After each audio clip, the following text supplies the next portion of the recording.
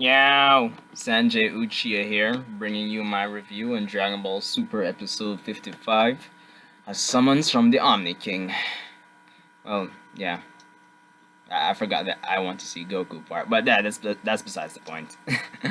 So after a week's break due to the Olympics, it's pretty good to be back, and I must say, this episode is a great example of why Toriyama is a manga artist.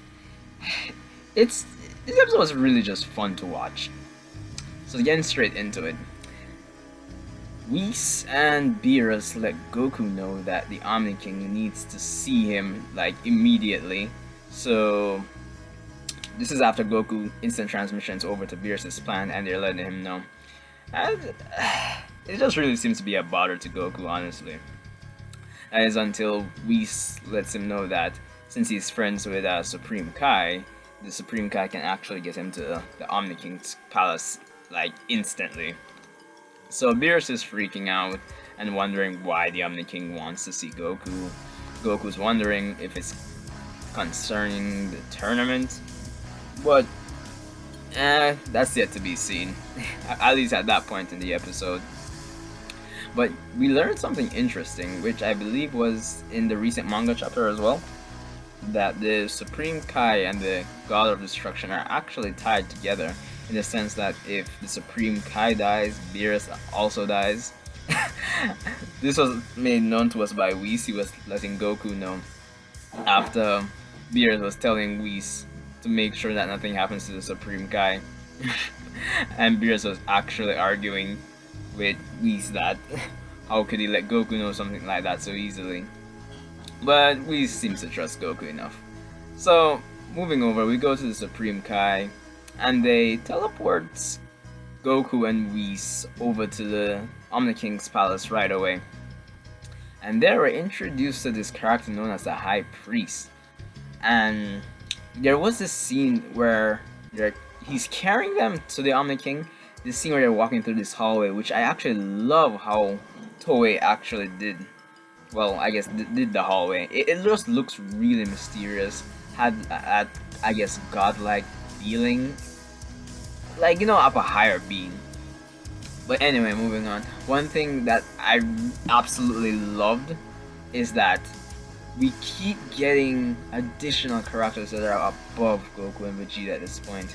Whis is letting us know that the High Priest is actually in the top 5 persons. He's top 5. He's one of the top 5 persons. Basically, the top 5 fighters in all of the universes. So it could be first, second, third, fourth, or fifth out of all 13 universes. And Whis even says that he's above him, so that's pretty crazy. It's pretty crazy indeed. So we get to the Omni King, and we get to the part where I was saying that this episode really just reminds me the kind of artist Toriyama is.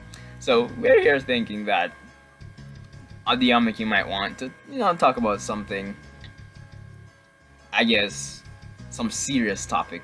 But in true Toriyama fashion, he really just wants Goku to be his friend. And everybody's being so serious while Goku's talking to him. And Goku's just like, is that what you really call me here for? So, that's Goku being Goku, I guess. And the Omni King was basically saying that he's really just bored with it all, essentially. And Goku was letting him know that, okay, he'll be his friend, but he has something he wants to take care of first. But once he comes back, he'll bring someone who's more suited to be his friend. At this point, I was thinking it may be Vegeta, but turns out later on that Goku was just lying. He didn't have anybody in mind. But anyway, the Omni King gives Goku some device where he can press a button to actually summon him. This is after Goku suggests that he chill out on Earth from time to time. So I guess it's in line with the Omni King's personality. He's pretty childlike, and there's no problem with that. It's just he really reminds me of like old Dragon Ball. Like he's just this supreme being, but so childlike at the same time, I guess. So we go back over to Universe 7, where Whis is updating Beerus on what happened. And then we also find out that Bulma's actually finished fixing the time machine. And then we go over to Zamasu and Goas, who are still on Planet Babari for, like, funny enough. I thought they would have left already. But we continue to see Zamasu's, I guess, descent into darkness. And we end up seeing one of the Barbarians actually attacking Zamasu and Goasu, and Zamasu going ahead to killing him, which by cutting him in half, actually. Goasu was pointing out that they could have left instead of him killing him.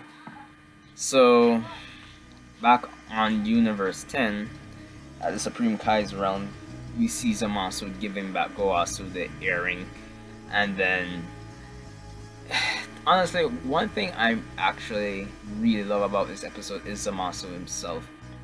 I really like that he's questioning the whole god hierarchy.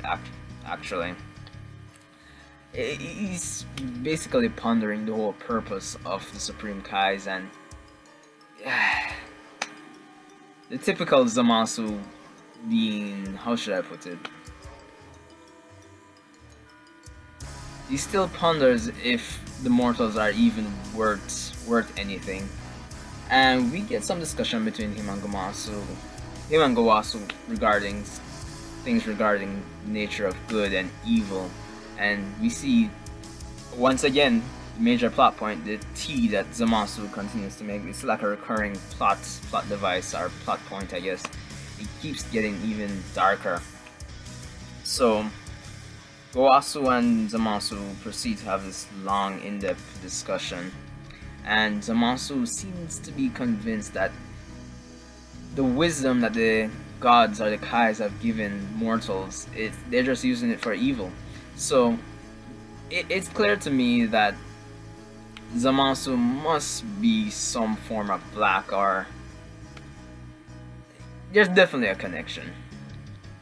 So back on Earth, we see Goku, Trunks, and Vegeta getting ready to go to the future, and they actually end up in the future by the end of this episode, where we see some civilians attacking Goku, more than likely mistaking him for Goku Black. And that's basically the episode in a nutshell. So, as I was saying, what I really liked about this episode, Zamasu and the entertaining parts with the Omni King that remind me of, the kind of artist Toriyama was. The animation quality was pretty decent for this episode, nothing too drastic. I think there were 1 and 2 points where the character models were a bit off, but nothing to cry about, I'd say. But definitely, I'd say Zamasu is one of the saving graces of this arc. It just feels like we're getting another one of those characters in the show that just have depth to them, and I really like that. We haven't really seen, some examples of this I'd say are like Piccolo and Vegeta in terms of having depth to their characters, but Zamasu and Black as a pair, there's something more to them, and I really like that. They really have the potential to become some of the best antagonists / villains of the franchise, similar to Baby in Dragon Ball GT. But yeah, it's interesting to note Zamasu and Gowasu's conversation on good and evil. And Zamasu, he just, at this point, he's content with, I guess descending into evil. He just doesn't see the sense in keeping the mortals alive, and why them as gods or supreme kais, if their only responsibility is to watch, what's the sense? And I really like how he was questioning all of this current structure of the I guess the universe or the multiverse. So that's some food for thought. So this episode was definitely good, and I hope to see you in the next one. One thing to add to close out the video, even though the review is basically done, is that the whole thing with the God of Destruction and Supreme Kai having this connection, I don't know really how to feel about that. Is it that because looking back, there were 5 Supreme Kais when during the whole Majin Buu incident way back, and two were absorbed, and one was killed. How was it? 2 were absorbed. Basically, all of them were essentially killed off, except the current Supreme Kai that we know, and we currently have Elder Kai as well. So is it that all Supreme Kais in a universe have to die before the God of Destruction dies?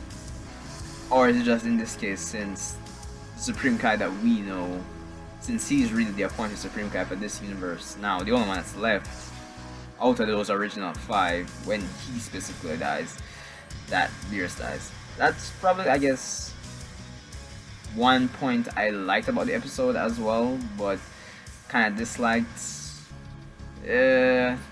More needs to be specified on that. But yeah, see you in the next one.